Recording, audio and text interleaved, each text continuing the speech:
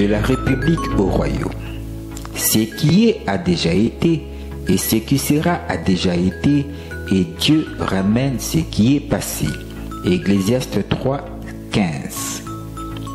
L'histoire est un éternel recommencement, dit-on. Avant l'avènement du premier président Joseph Kasavubu, qui inaugura la toute première république ici au Congo, la Belgique a eu alors la sagesse à l'indépendance dans la pleine souveraineté la nation nationale. fut une colonie de l'État belge. Cependant, bien avant cela, le Congo fut la propriété d'un souverain roi, à savoir le roi des Belges Léopold II, qui a gouverné le Congo comme son propre domaine privé. 6 décisions sont prises lors de cette conférence. Le Congo est reconnu comme État indépendant et propriété personnelle du roi Léopold II de Belgique. L'un des principaux bénéficiaires de la conférence de Berlin a sans doute été le roi de Belge Léopold II.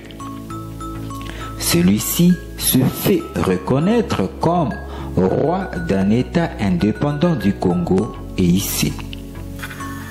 6 décisions sont prises lors de cette conférence. L'occupation d'un territoire doit être effective. Toute occupation doit être notifiée aux autres puissances signataires de l'acte de Berlin. La liberté de commerce et de navigation sur le bassin du Congo. Le Congo est reconnu comme État indépendant et propriété personnelle du roi Léopold II de Belgique.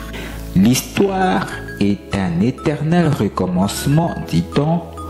Le destin du Congo est scellé pour revenir comme à la case de départ, c'est-à-dire redevenir la propriété privée d'un souverain éternel cette fois-ci, roi des rois, seigneur des seigneurs, Jésus-Christ. De la République démocratique du Congo, la providence divine a établi une prédestination qui voudrait que cette nation devienne le royaume de Dieu au Congo, au travers duquel l'évangile sera le centre d'intérêt pour l'évangélisation mondiale.